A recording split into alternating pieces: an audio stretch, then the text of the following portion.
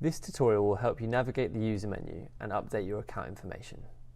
In the bottom left corner of your screen is your name and profile image. Click on this section to bring up the user menu.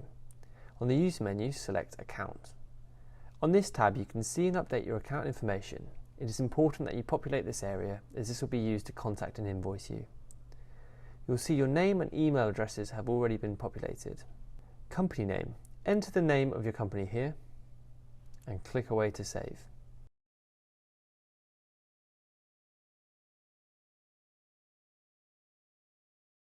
Invoice address. Enter your company billing address here.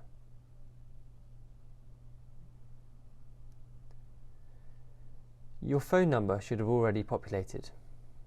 If you are VAT registered in the UK or have a tax registration code, enter it here.